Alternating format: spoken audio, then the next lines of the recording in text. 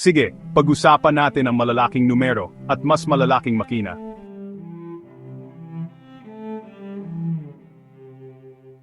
Kapag sinabi kong pinakamahal na sports car, ano ang naisip mo?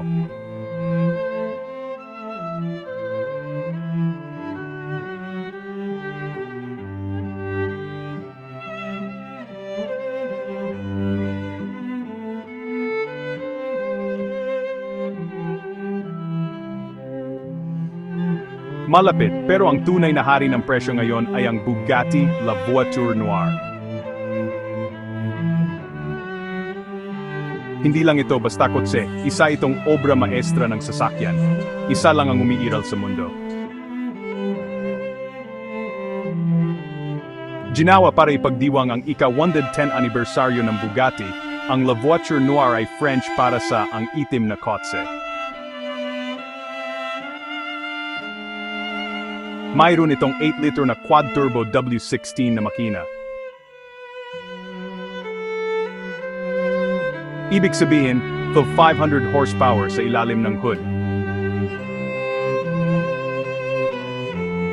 Mula 0 hanggang 60. 20 segundo lang.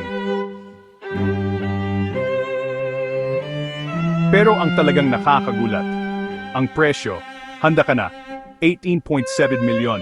Hindi yan typo, $18.7 milyong ng US. Maari kang bumili ng isang grupo ng mga supercar sa halagang iyan, o alam mo na, isang maliit na isla. Carbon fiber lahat, gawang kamay na detalye, at isang itsura na nakakapagpalingon kahit sa bilis na 200 milya kada oras.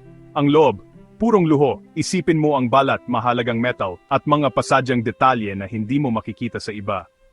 At sino ang nagmamayari nito? Hindi kailanman opisyal na kinumpirma ng Bugatti, ngunit ang chismis ay isa itong lihim na kolektor, isang taong gustong magkaroon ng kotse na walang ibang makakabili.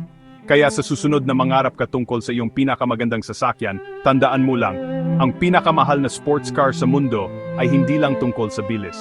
Ito ay purong luho, sining, at pagiging eksklusibo sa 4 na gulong. Ihahatid mo ba ito, o tititigan mo lang sa iyong garahe? Ipaalam sa akin sa mga komento.